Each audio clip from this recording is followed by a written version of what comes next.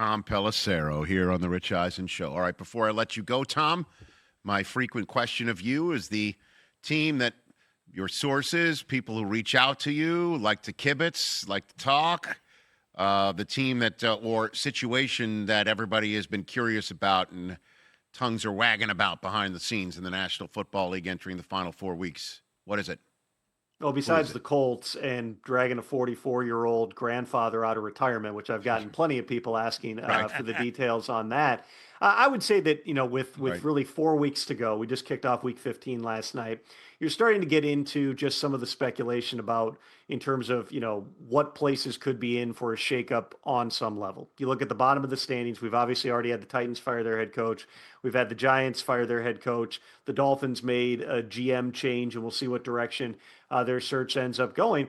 You don't have to, be super embedded in this thing to come up with some of the other teams that we're looking at. Last night, the Falcons get a big win, and Raheem Morris was fired up about it. What is their plan moving into the future? By any stretch, this has been a disappointing season. You have seen James Pierce Jr. come on. You did see Kirk Cousins and Kyle Pitts, for that matter, looking like the Kirk Cousins and Kyle Pitts you were hoping you were going to get back at the start of 2024 last night. But I would certainly anticipate that there's going to be a top-down review of everything that's going on in that Falcons building as this season winds down. The Raiders are another one. They fired their offensive coordinator. They fired their special teams coordinator. The next question is, who else, if anyone, is left to fire?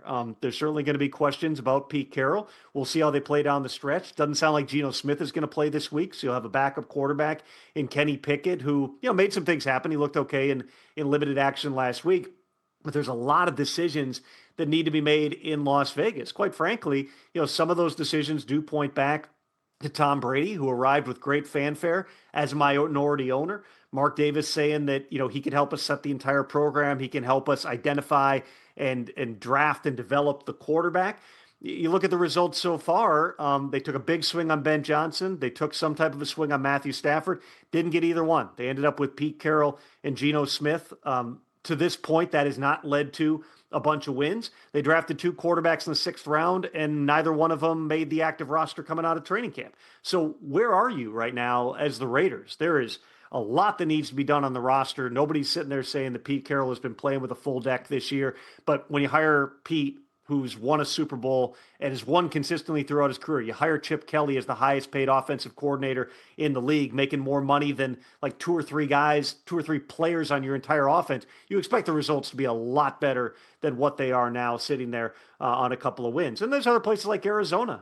They've got young coaches. My understanding is Michael Bidwell's been really supportive of those guys to this point, but you lose, I think it's now 9 of 10 or 10 out of 11 games. There's certainly going to be an examination of what's gone wrong. Even Washington, for that matter, falling from, the NFC Championship game to being eliminated from postseason contention with a month to go.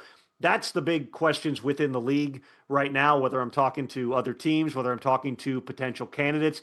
Everybody's trying to figure out exactly how far those dominoes are going to fall. And the honest truth is, Rich, in a lot of these cases, even though we should not be subject to recency bias, even though a game or two should not swing massive organizational multi-million-dollar decisions, the way that you play down the stretch, the way that, for instance, players are responding to Mike McDaniel right now, the way that it seems like the Falcons somehow in a short week showed up with more energy than Todd Bowles' Bucks, to the point that Todd went to the podium and dropped 10 F-bombs in about a 10-second span there. All these things do play into the thinking, and it's the absolute truth that a lot of the decisions we're going to see play out over the next month have not actually been finalized at this point. And then the minute I have left, you didn't mention the Browns out of all the teams. What do you think? The Browns situation is, in my mind, speaking just for myself, it's far more complicated because of their organizational structure. Paul DePodesta, who had been there or had been a member of the organization, he was living in San Diego, but had been on every Zoom for a decade and was overseeing the entire organization, had played a big role in building out data and analytics departments. He just left for the Colorado Rockies. So you now have this void atop this sprawling operation that he built there on a team that, quite frankly, has not had a consistent level of success at any time in that past decade. So is that a simple matter of Jimmy Haslam fills that job and continues to move forward the same way? Does it have to do with potentially reorganizing some things, whether it's on the coaching side or the front office side? And then what do you do with the quarterback position? You got 2 first-round picks in 2026. Shedeur Sanders last week, that's the best that he's played. He's shown growth. They want to see him continue to show growth over the back half of the season. You still have Deshaun Watson, who is going to be a member of your team for salary cap reasons as much as anything, though you can make a fair argument that Deshaun at his best is still the best quarterback on the Browns roster. Dylan Gabriel is still there. And then you got those picks to go get someone.